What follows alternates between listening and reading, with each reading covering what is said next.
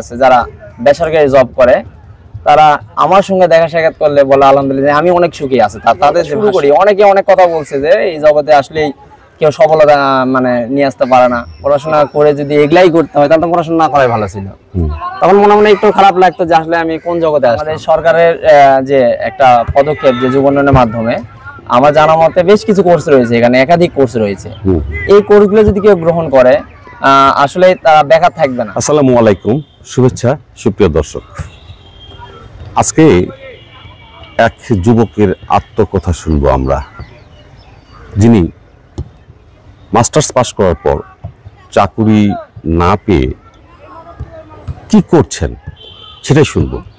Sir আমাকে প্রশ্ন করেছেন যে আসলে মাস্টার্স পাস করার পর চাকরি না পেয়ে কিভাবে নিজেকে আত্মকর্মী হিসেবে গড়ে তুললাম। ধন্যবাদ স্যারকে আমার মনের কথাগুলি আজকে বলার সুযোগ করে দেওয়ার জন্য। তো আমি 19 সালে মাস্টার্স কমপ্লিট করি পলিটিক্যাল সায়েন্স জোরবাট সরকারি কলেজ থেকে। 19 সালে কমপ্লিট করার পর আমি সরকারি চাকরির জন্য অনেক অ্যাপ্লাই করি এবং বেশ কিছু পরীক্ষাতে অ্যাটেন্ড করি। বেশি কিছু পরীক্ষায় আমি ভাইভা পর্যন্ত গিয়েছিলাম, তো কারণবশত হয়তো ভাইভাতে আমি সিলেকশন হই নাই। বেসরকারি কিছু জবে আমি সিলেকশন হয়েছিলাম, জবগুলোতে যাওয়ার পর আসলে আমি আমার মতো করে মেনে নিতে পারলাম না সেখানে, যে আমি স্যাটিসফাই না সেখানে। পরবর্তীতে আমি শিবগঞ্জে জাকুশ ফাউন্ডেশনের মাধ্যমে ওখানে একটা জবের অ্যাটেন্ড করি। সেখানে গিয়ে আমি মহস্থান করে একটা সিটিজেন ইনস্টিটিউট আমার চোখে পড়ে, সেখানে ভেটেরিনারি সহ বিভিন্ন কোর্স আমি লক্ষ্য করি। তারপর সেখান থেকে আমি 3 মাস মেয়াদে একটা কোর্স করলাম, করার পর আমি বাসায় আসলাম। আসার পর আমি যুব উন্নয়ন থেকে আমার একটা কোর্স করা ছিল গবাদি পালনের উপর 7 দিন মেয়াদি। সেই সার্টিফিকেট থেকে আমি 60,000 টাকা একটা লোন পাই। যুব উন্নয়নে আমি লোনের বিষয়ে যখন যাওয়া আসা করি, কিস্তি দেওয়ার বিষয়গুলো যখন স্যারদের সঙ্গে কথা বলি, তখন আমার এক স্যার অবগত করে যে এখানে আমাদের প্রাতিষ্ঠানিক একটা ট্রেনিং হয় যুব উন্নয়নে গবাদি পশু পালন এবং প্রাথমিক চিকিৎসার উপর। তো আমি সেই কোর্সের উপর ভাইবার মাধ্যমে ভর্তি হই। ভর্তি হওয়ার পর সেখানে কোর্স কমপ্লিট করার মাধ্যমে আমি সেখানে বিভিন্ন কোম্পানির প্রতিনিধি এসে যখন আমাদের নিউজ দেয় যে এআই কর্মী তারা নেবে, যে ইউনিয়নে ফাঁকা থাকবে সেই ইউনিয়ন থেকে একজনকে এআই কর্মী নিবে। 19 সালে মাস্টার্স পাস করার পর আমি টিউশনি জগতে ছিলাম। 11 বছর আমি টুকিটাকি টিউশনি করাতাম, পাশাপাশি জবের জন্য মানে আমার চেষ্টা চালাচ্ছিলাম। অবশ্যই যখন আমার জব হলো না, তখন আমি এই গবাদি পশু পালনের দিকে চলে আসলাম। এখন আমার প্রশ্ন, যখন আপনি টিউশন করছিলেন সেই জীবন অবস্থাটা কেমন ছিল আপনার? আর আপনি চাকরির জন্য যখন দরখাস্ত করতেন তখন যে সামাজিক অবস্থান, পরিবারে আপনার অবস্থান, আপনার বন্ধু বান্ধবের কাছে আপনার অবস্থান কেমন ছিল? স্যার যখন আমি টিউশন দিতেছিলাম, আসলে টিউশনিতে আমার যে সাবজেক্ট, সেই সাবজেক্টে খুব ভালো কোনো টিউশনই আমি পেতাম না, শুধু প্রাইমারি লেভেলে টিউশনিগুলো করাতাম।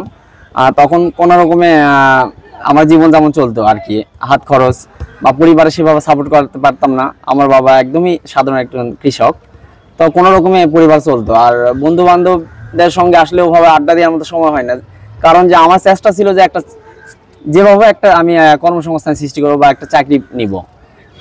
পরবর্তীতে আসলে যখন আমি এই সেক্টরে আসলাম, অর্থাৎ এই গবাদি পশুপালন, এবং যখন এই ট্রেনিংটা গ্রহণ করলাম, আলহামদুলিল্লাহ আমি 22 সাল থেকে 2025 সাল পর্যন্ত মোটামুটি বলা যায় আসলে ওভাবে বেতন বা টাকা পয়সার কথা বলবো না, তবে বেসরকারি একটা জবে যদি একজন সেকেন্ড ম্যানেজার যে ধরনের স্যালারি পায়, ইনশাল্লাহ আমি এই ধরনের একটা ইনকাম এখন করতেছি, বর্তমানে করছেন।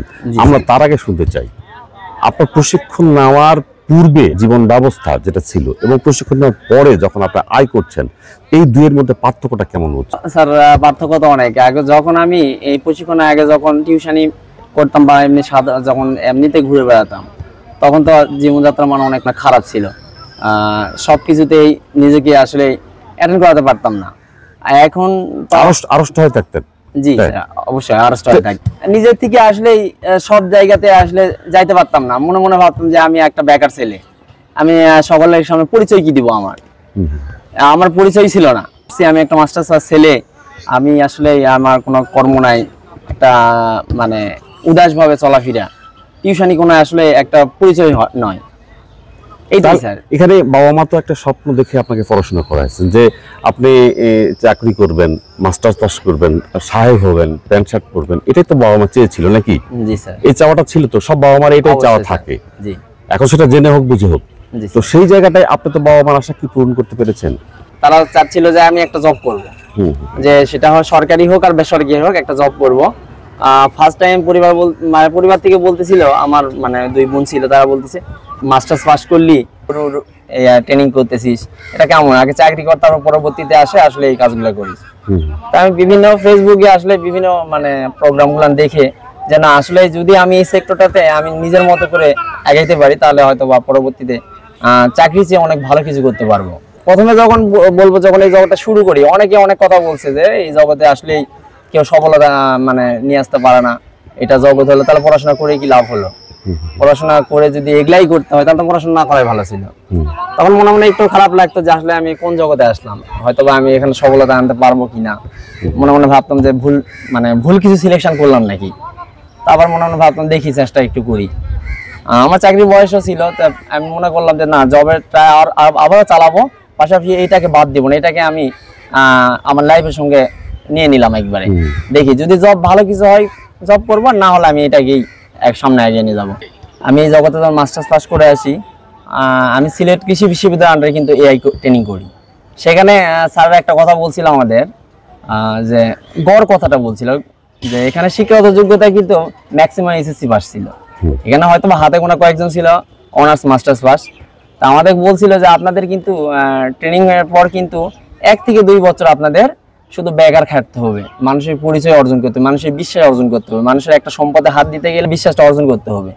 তবে সেই ক্ষেত্রে বলবো যে আলহামদুলিল্লাহ আমার পড়াশোনা অথবা আমার শিক্ষাগত যোগ্যতার কারণেই আমি মানুষকে কনভিন্স করতে পারছি। মানুষ মনে করছে যে এই শিক্ষিত ছেলে ভালো কিছু জানে, বুঝে শুনে অনেক কিছু করবে। আমি 6 মাসের মধ্যে আমার ফিল্ডকে আমি একটা মানে আমার হাতের মুঠোয় নিয়ে আসি এবং সেখান থেকে ভালো একটা রেসপন্স পাই।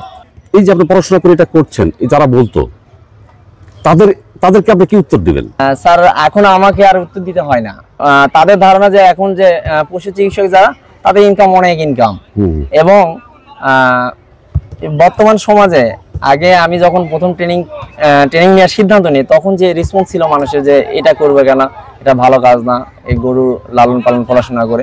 কিন্তু বর্তমানে অ্যাট প্রেজেন্ট আমার মনে হয় জামালপুর ইউনিয়নে যতগুলো এআই কর্মী আছে, হয়তো বা 4-5 জনের মধ্যে আমি একজন যে মানুষ আমাকে সম্মান করে যথেষ্ট, যে কাজটা অনেকটা ভালো একটা কাজ।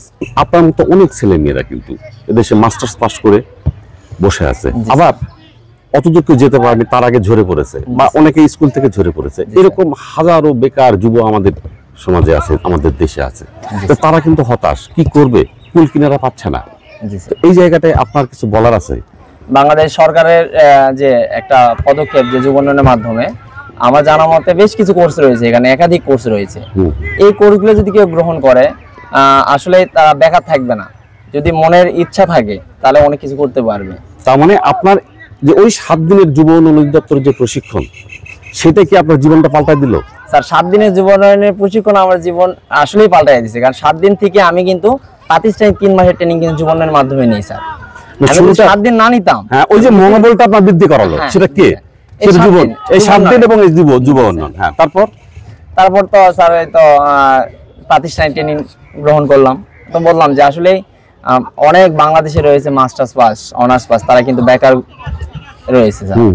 আর আমি এখন একটা কথা বলতে চাই যে আমার যে বন্ধু বান্ধব যারা আছে, যারা বেসরকারি জব করে, তারা আমার সঙ্গে দেখা সাক্ষাৎ করলে বলে আলহামদুলিল্লাহ আমি অনেক সুখী আছে। তাদের যে ভাষ্য, যে তাদের যে চাকরির যে কষ্ট বা যে শ্রম দিতে হয়, আমাদের কিন্তু এইরকম শ্রম দিতে হয় না স্যার। আমরা আমাদের নিজ স্বাধীনভাবে কাজ করতে পারি এবং নিজের স্বাধীন মতো চলাফেরা করতে পারি। বেকার থাকার কষ্ট আসলে আলাদা একটা কষ্ট। মানে আগে আমি বলছি যে আসলে বেকার যখন ছিলাম বা যখন কিছু মানে করছিলাম না আর কি, টিউশনি করতাম, তখন আসলে সব পরিবেশে কিন্তু আমি নিজেকে নিয়ে যেতে পারতেছিলাম না স্যার।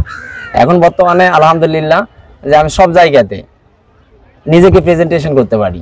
আগে যারা বলছিল যে আসলে এই পেশায় আসবে তা এত পড়াশোনা করার দরকার ছিল, তাদের উদ্দেশ্যে বলবো শিক্ষা কখনো মানুষকে বৃথা যেতে দেয় না, যদি মনে মনোবল থাকে স্যার। আর শিক্ষার মাধ্যমে এতদূর পর্যন্ত এগিয়ে আসা। আমি যদি এসএসসি পাস হতাম হয়তো বা এত মূল্যায়ন মানসিকতা পেতাম না। এই মাস্টার্স পাস, যার কারণে মানুষ আমাকে বেশি মানে মূল্যায়ন। আমার মতো আরো অনেক বেকার যারা ছিল, আমি যাদের সঙ্গে ট্রেনিং করছি, আমার তাদের সঙ্গে যোগাযোগ রয়েছে, তারা কিন্তু আজকে আমার মতোই তারা অনেক ভালো একটা জায়গাতে তাদের অবস্থান রয়েছে। এই জয়পাট যুব উন্নয়ন থেকে তারা ট্রেনিং গ্রহণ করছে আমার সঙ্গে। আমি 28তম ব্যাচে যুব উন্নয়নে ট্রেনিং গ্রহণ করি স্যার। তো সুপ্রিয় দর্শক, আপনারা নিজেরা শুনলেন যে যুব উন্নয়ন অধিদপ্তর থেকে প্রথমে 7 দিনের প্রশিক্ষণ, তারপরে তার চিন্তার পরিধিটা বেড়ে যায়, তারপর একটা সময় এটা পেশা হিসেবে নিয়ে এখন যিনি জীবন চালাচ্ছেন তিনি আর কেউ নয়, শহীদ। আমরা শহীদের মতো হাজারো যারা যুবক আছে, বেকার আছে, যারা বেকারত্ব মানে একটা সমাজের বোঝা বলা যায়, ব্যাধি বলা যায়, যেটার কারণে দেশের উন্নয়ন হয় না, দেশ পচে যায়, নষ্ট হয়ে যায়, হাজারো সমস্যার সৃষ্টি হয়, সামাজিক সমস্যার সৃষ্টি হয়। সেইখান থেকে দেশকে তুলে নিতে হলে এই শহীদদের মতো ছেলেদেরকে আমাদের আত্মকর্মী করতে হবে, তাদেরকে উদ্যোক্তায় রূপান্তর করতে হবে, তাহলেই এদেশের উন্নয়ন হবে, তাই তো? শহীদ, ঠিক আছে, আল্লাহ হাফেজ, ভালো থাকবেন।